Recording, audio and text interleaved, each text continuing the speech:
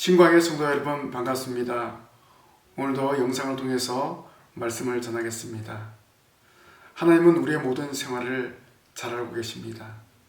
하나님이 사람을 창조하셨기 때문에 우리의 세밀한 부분까지 잘 알고 계십니다. 그래서 우리는 모든 것을 아시는 하나님을 아버지로 고백하며 그분을 의지하며 살아야 합니다. 하나님은 우리가 가야 할 길을 정확하게 알고 계십니다. 그래서 하나님은 우리의 가는 길에 앞서 가시면서 모든 일을 행하십니다. 이렇게 하나님께서 주장하시기 때문에 우리의 가는 길에는 형통함이 있는 것입니다. 우리는 항상 앞서 가시는 하나님만을 의지하며 나아가면 됩니다. 오늘 말씀에 보면 이스라엘 백성들을 출애굽시키고 그 길을 인도하시는 하나님의 역사에 대한 기록입니다. 하나님은 택한 백성을 가나안으로 가는 첫 출발부터 인도하셨습니다. 백성들이 가야 할 길을 구체적으로 제시하시고 어떤 순간에도 앞서가시면서 일하시는 하나님이셨습니다. 우리는 출애굽을 주도하시면서 앞서가시며 인도하시는 하나님의 역사를 말씀을 통해서 깨닫고 이 시대를 사는 우리도 동일하게 앞서가시는 하나님을 믿음으로 고백하며 그분의 인도하심을 따라가는 성도가 되어야 합니다. 하나님 지금도 우리의 삶을 주장하시고 인도하십니다. 가야 할 길과 해야 할 일들을 구체적으로 알려주십니다. 하나님의 백성인 우리는 하나님의 말씀을 의지하며 나아가면 됩니다. 하나님이 앞서가시는 그 모습을 우리가 말씀을 통해서 깨닫고 믿음으로 전진해야 됩니다. 그래서 오늘 말씀의 제목이 앞서가시는 하나님입니다. 첫째로 어떻게 앞서가십니까? 가는 길을 지도하시면서 앞서가십니다. 오늘 말씀을 통해서 이스라엘 백성들의 출애굽을 통해 하나님이 인도하시는 것을 알 수가 있습니다. 하나님은 준비된 일꾼인 모세를 바로에게 보내어 이스라엘 백성들을 구출하게 하셨습니다. 애굽 전역에 내린 9가지 재앙에도 끔찍하지 않았던 바로가 마지막 10번째 재앙으로 항복하게 되었습니다. 마지막 10번째 재앙이 무엇입니까? 이스라엘 백성들은 흠없는 일련된 수컷 어린 양을 잡아 좌우 문설주와 임방의 발음으로 죽음의 사자가 넘어갔습니다. 그래서 구원을 받았습니다. 이날이 바로 6월절입니다. 그 사실을 모른 애굽 사람들은 모든 짐승과 사람의 초태생은 죽었습니다. 애굽에 사는 모든 사람들이 죽음을 맞이하게 되었다는 것입니다. 그래서 바로는 그 죽음 앞에서 그 밤에 모세와 아론을 불러서 이스라엘 백성들에게 떠날 것을 요구하였습니다. 하나님의 명령에 순종한 이스라엘 백성들은 죽음을 면하게 되었고 애굽 사람들은 죽게 되었습니다. 이스라엘 백성들이 유월절을 행함으로 꿈에도 그리던 가나안 땅으로 가게 되었습니다. 애굽에 거주한 지 430년 만에 이루어진 일입니다. 이 모든 일들은 하나님께서 계획하신 대로 이루어진 일입니다. 모든 백성이 또한 하나님의 명령에 순종함으로 이루어지게 되었습니다. 이제 하나님은 출애굽하는 이스라엘 백성들 앞서서 가십니다. 왜 앞서 가십니까? 하나님은 이스라엘의 연약함을 잘 알고 계시기 때문입니다. 그래서 그들의 길을 친히 인도하여 주시기 위해서 앞서가십니다.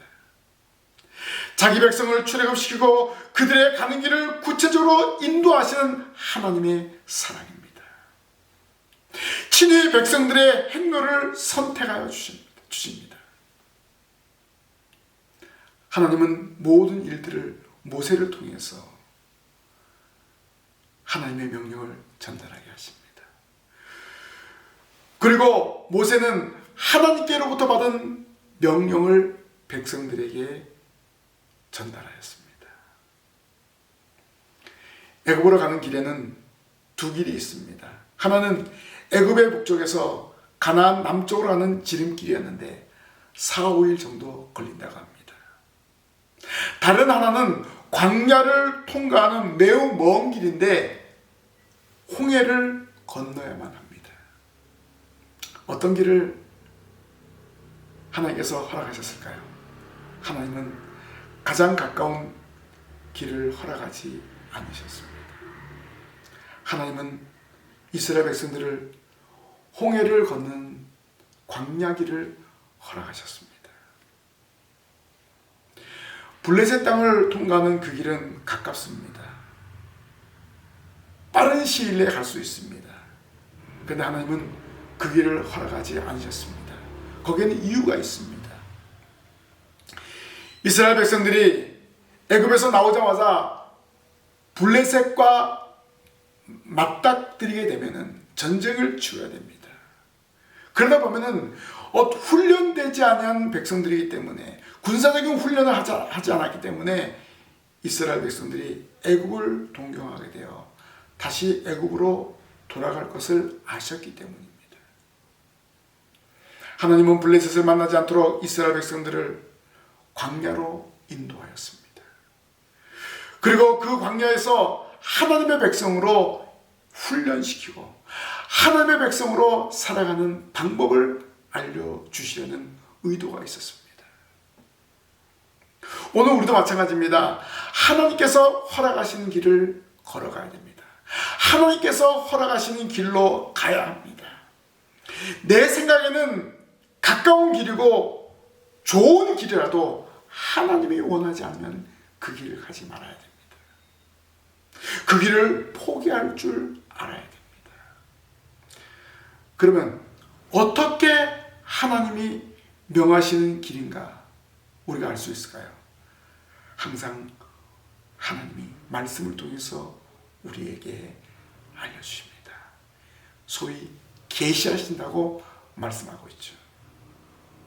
그러면 우리는 항상 하나님의 말씀에 귀를 기울여야 합니다. 그 말씀대로 살아가기를 노력해야 된다는 것입니다. 내 생각과 내 판단을 벗어버리고 하나님의 말씀에 귀를 기울이면 우리의 모든 삶이 평탄하게 되는 것입니다. 하나님이 원하시는 길은 우리 보기에 평탄한 길이 아닐 수가 있습니다. 하나님이 이스라엘 백성들에게 요구하신 길이 블레셋 땅의 길이 아닌 바로 홍해를 걷는 광야 길이었습니다. 일반적으로 생각할 때는 블레셋 땅을 통과하는 길이지 않겠습니까? 왜 하나님은 홍해를 건너는 길을 허락하셨을까요? 거기에는 중요한 이유가 있습니다. 뒤를 따라오는 애굽의 군대를 홍해에 수상시키기 위해서, 또 하나는 하나님이 살아계심을 백성들로 하여금 깨닫도록 하기 위해서입니다. 홍해 앞에서 두려워하는 백성들 앞에 하나님은 마른 땅과 같은 길을 허락하셨습니다. 홍해 물속의 길을 허락하셨습니다. 백성들은 그 길을 마른 땅을 걷는 것처럼 걸어갔습니다. 우리 바닷가에 가면 갯벌이 있잖아요. 그 갯벌은 발이 빠집니다. 물속에 길이 났다면 그 길은 질퍽질퍽합니다. 그런데 하나님은 이스라엘 백성들에게 그 길을 마른 땅처럼 걷게 하셨습니다. 무사히 건너게 했고, 애굽의 군사들이 그 길에 들어왔을 때는 양옆에 벽처럼 쌓였던 물길이 하나로 합쳐지게 되었고 그 모든 군사들은 그곳에 수장이 되었습니다. 하나님의 홍해 길을, 광야의 길을 허락하신 이유는 바로 거기에 있습니다. 하나님의 살아계심을, 하나님의 역사하심을, 하나님의 앞서가심을 백성들로 하여금 깨닫게 하는 것입니다.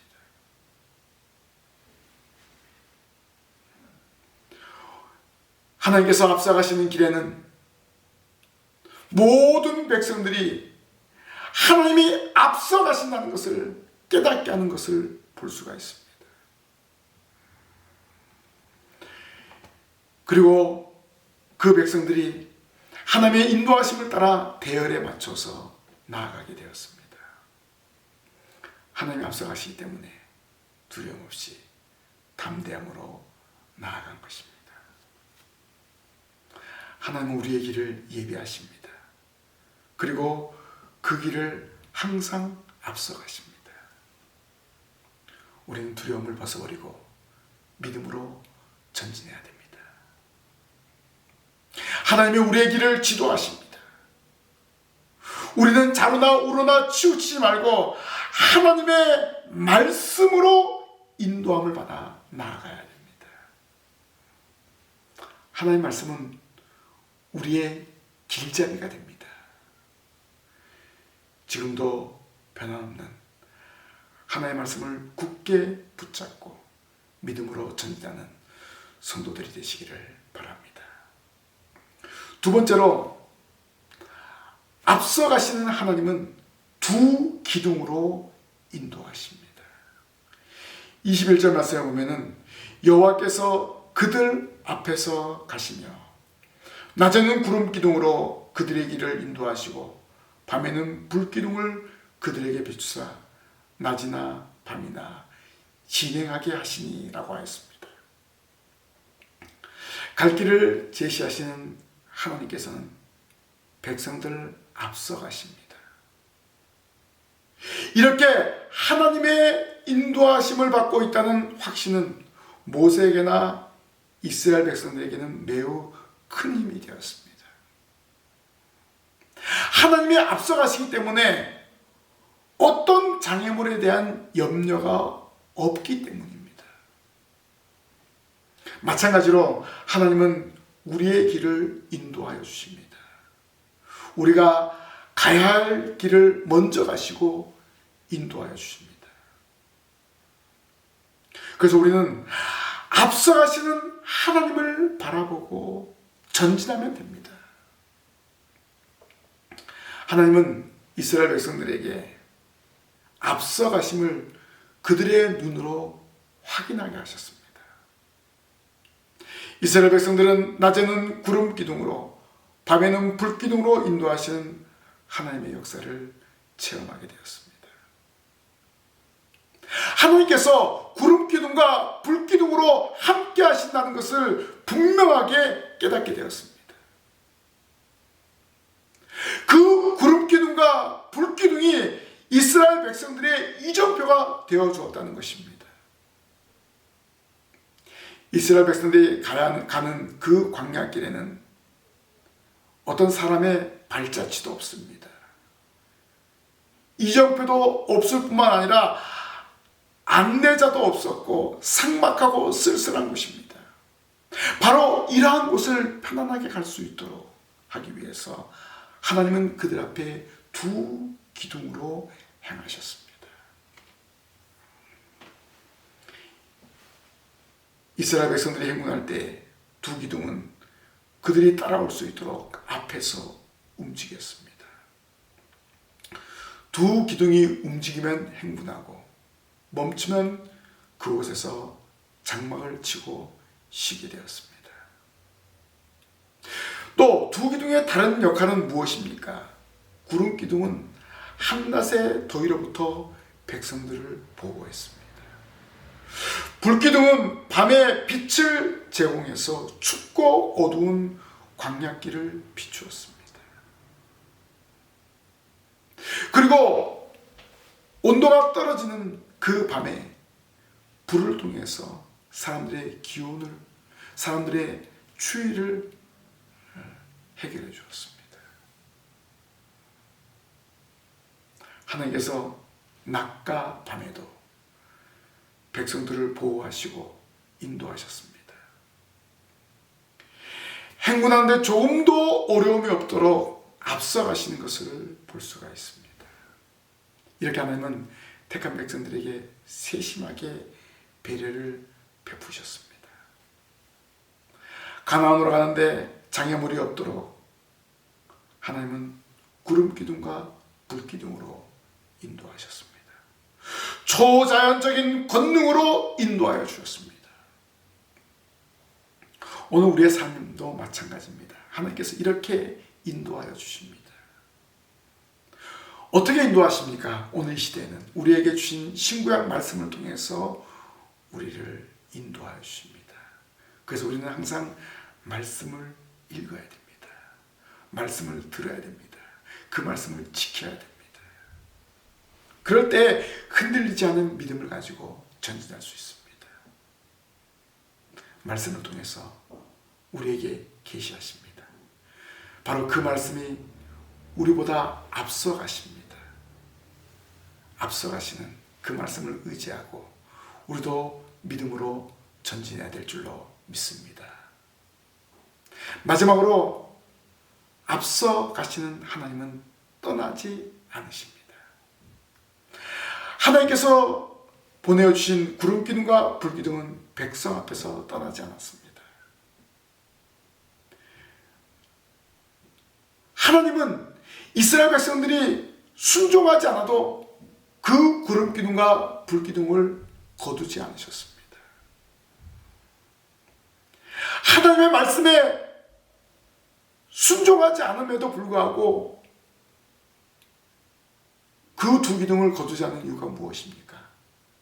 그들을 사랑하시기 때문에, 그들을 가나안으로 인도해야 되기 때문입니다. 특별히 한 번 택한 백성들은 끝까지 인도하시는 하나님의 섭리를 우리가 알 수가 있습니다. 구름기둥과 불기둥의 역사가 바로 하나님의 위대하신 개입인 것입니다. 백성들의 어떤 이행 여부를 생각하지 않고 끝까지 떠나지 아니하시는 하나님의 역사입니다. 하나님이 주신 구름기둥은